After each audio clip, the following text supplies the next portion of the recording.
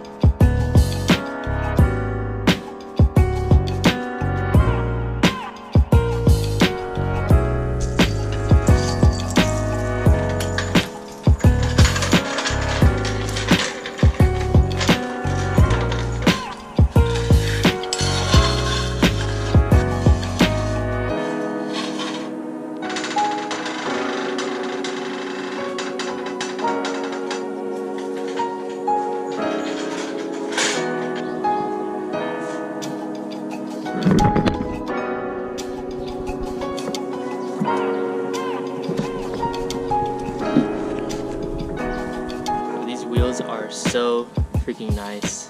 What's going on, everyone? Welcome to today's video. I hope everyone is having a wonderful day so far. Today we have in one of my friend's FRSs. I'm actually just doing a little bit of work on it to start the day off. We're actually going to be replacing these wheel studs on all four sides. Replacing wheel studs is fairly easy. I'm not going to go through like a whole detailed how-to on how to replace them. I actually made a video already on my channel on how to replace these.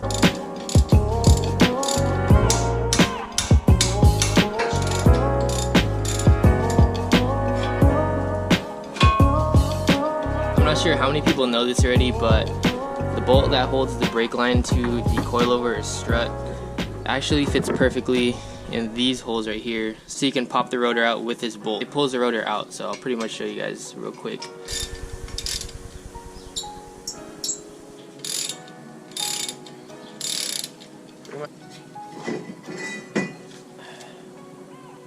So pretty much when you screw it in through these holes, the bolt pushes against this little hub, so that's pretty cool. Works every time.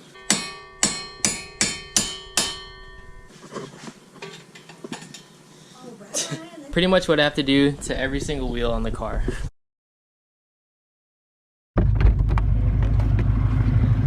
This is so bad. I literally just destroyed my whole bumper. What the heck? My lip is literally like folded under the car.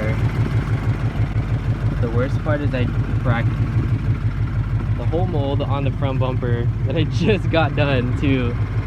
Oh my gosh. Look. This is literally separated. Oh my gosh, it is so bad. Bruh. No, I can maybe just glue it back down, but it, as you can see, it's just, you can see like the chipping from the paint. I'll try my best not to chip the paint off and see if we can like press it back down. This side is not as bad, it's just the top. Yeah, see, if I press it down, it doesn't look as bad. There's just a little chip right there. I'm driving home. The cop. I'm scared. Why is he driving so fast? Why is he slowing down? I wonder if we can see him. What? Did he look at you? No. So what's going on, guys? So we made it back home. The reason why we had to leave the house is because we went to go get some food and I had to go to Home Depot to grab something real quick. Currently hammering all the studs. We're currently hammering all the studs out. I just have one wheel left to go. But yeah, I'll probably focus on my bumper later on. I take the bumper off and like remove the lip later on.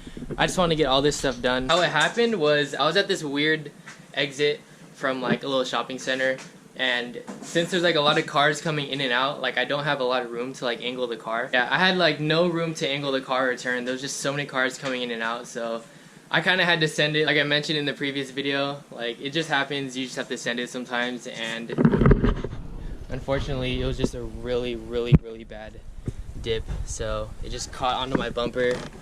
It just literally just pulled it under. So that's pretty much like how everything happened. It sucks, but it is what it is.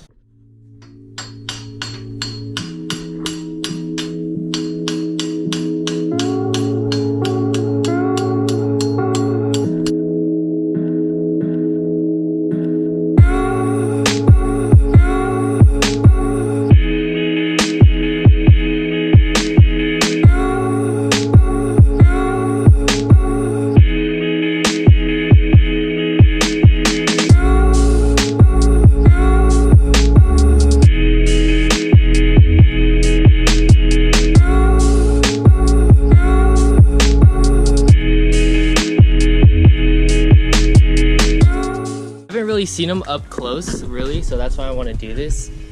But I really want to know Workmeisters and SP1s. I don't know, that's so... Oh, I kind of see it now. Well, so with Meisters, it's more rounded in this area versus these, it's more like a triangle, if that makes sense. For some reason, I thought SSRs were more like thin in this one, but I guess I was wrong. It's cool seeing like a side-by-side comparison of the two. If you guys ever have done wheel studs, you guys know you need a lug nut and use an impact gun to pull them through the hub right here. I'm not going to use his lug nuts because I don't want to strip them, so what I'm literally going to do is steal one off my car. If I do end up stripping a lug nut, it's not going to be his lug nuts, so I'm just going to use mine.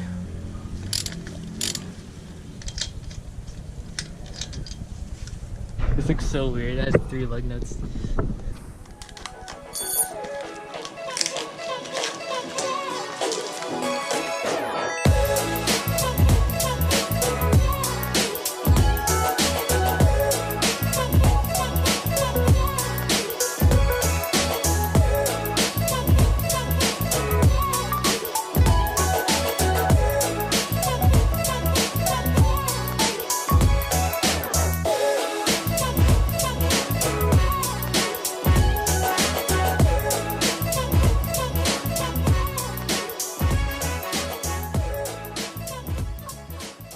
For the most satisfying part of the job is this moment right here. This actually scares me too, because if I did something wrong, this actually won't go on. Ooh, ready?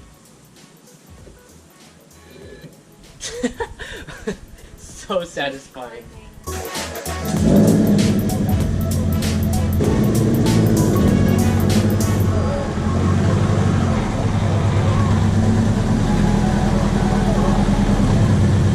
I feel like I just got this car painted and already destroyed the bumper pretty much. That is, oh my gosh. That is probably glue it back, but you can still see all these little cracks. And that's pretty much it for this lip. Oh, hello.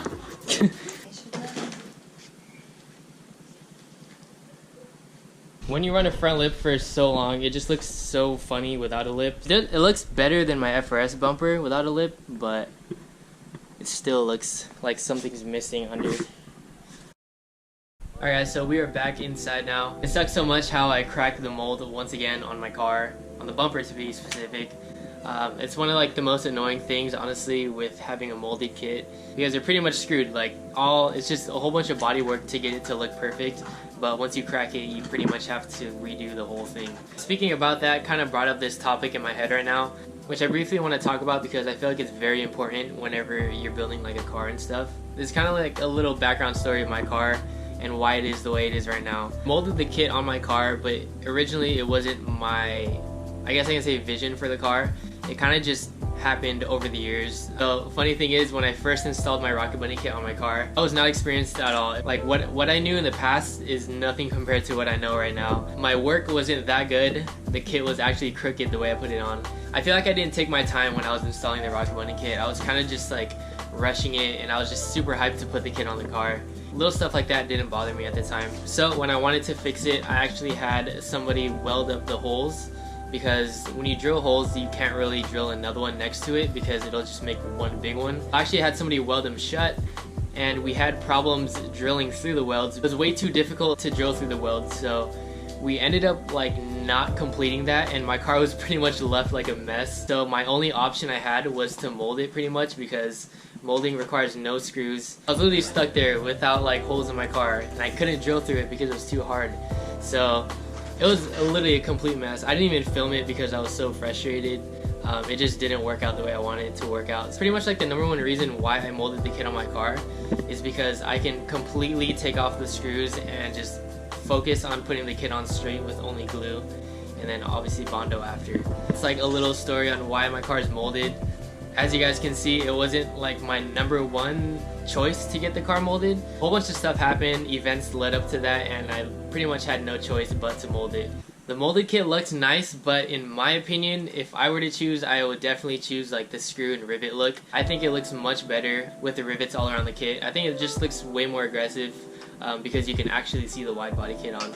So if I had the choice, I would definitely choose that look over the molded look. I wanted to ask you guys, I'm pretty sure a lot of you guys are more familiar with like welding, sheet metal, all that good stuff. I don't know anything about welding, so I want to ask you guys if there's a way that you can drill through welds. I know this is a very random question, but for a long time I've honestly thought about buying like a V3 kit or like another V1 kit, but I wouldn't be able to drill through the welds and it'd just be a whole pain again. So that's why I want to ask you guys if you guys are familiar with any of that stuff, if it's even possible to drill through welds like that.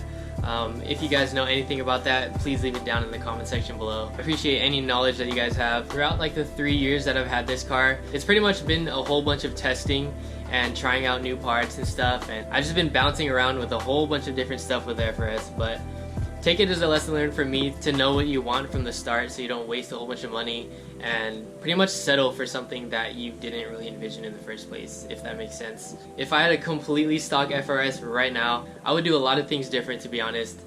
Just having like a clean FRS to do whatever I want. From all the things that I've learned from my FRS right now, I would definitely make some smarter decisions. So I've honestly thought about that before, like if I were to actually just buy like a super cheap FRS and completely redo the whole thing with like my taste that I have right now. I feel like it'd be super cool to start from like a clean slate and literally just do things that, and literally just do it better. Let me know what you guys think. I wouldn't do that right now, but possibly in the future, like after I get like a few builds in, I feel like that'd be pretty cool to like start a new FRS and just start from like nothing. Drift build. I hope you guys learned from my mistakes in the past. It's definitely been a learning experience for me. Once again, if you guys know anything about the welding issue, leave that down in the comment section below as well. Alright, I hope you guys have a wonderful rest of your day, and I'll see you guys in the next one. Peace out.